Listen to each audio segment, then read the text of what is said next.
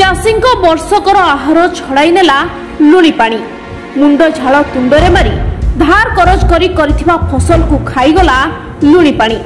Chandbali block प्रशासन तदंत करी क्षतिपूरण नदेले आमरण अनशन चेतावनी।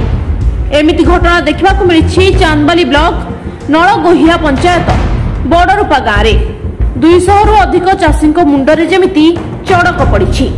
मुंड झाल तुंडरे मारी धार करज करी निज परिवार पई करिथिबा वर्षकर आहार एबे समुद्र लुणी पानी खाई जाइछि। चलित वर्ष नियंटिया वर्षा चांदबाली चाषी मानक मेरुदंड भांगी देथिबा बेले एबे ताऊ साजिछि लुणा पानी।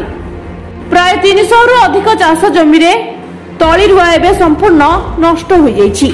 चाषी मानक अभियोग पाखरे थिबा केनाल रु लुणा पानी आम जमी रे मारी जाउछि, फल रे तळी रुआ संपूर्ण नष्ट होई जाउछि। एने चाषी कूल विपद रे। चाषी मानक अभियोग नूतन सरकार जदि ए विषय तदंत करी केनाल पुनरुद्धार करने सहित केनाल मुहाणुए गोटे स्विच गेट स्थापन कर जाता ताहले चाषी उपकृत होई पारंते। केनाल को नहीं 600 एकर जमी अछि। 600 एकर जमी रो मिनिमम 500 एकर भलिया पूरा नष्ट हो जाइछि। जब माने 2 थर 3 थर रोइला परे भी से बिल पूरा खराब हो जाइछि, पचि जाइछि। कौन पचला कौन या द्वारा चाषी कूल कौन कर जहाँ जमी होता लोन फोन करी जहाँ जमी चाष करते सब पानी बर्तमान चली लुणा पानी।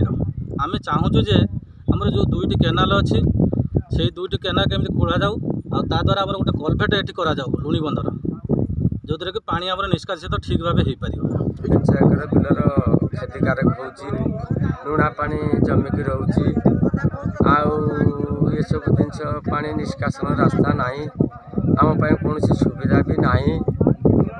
आम कौन कले भी आम निजी भी सुरक्षा ही पार। आमर विश्वास खबर प्रसारण पर सरकार ए दिगरे दृष्टि देई चाषी मानक कथा विचार करिवे। चांदबाली चिन्मय दास को रिपोर्ट, निश्चय न्यूज।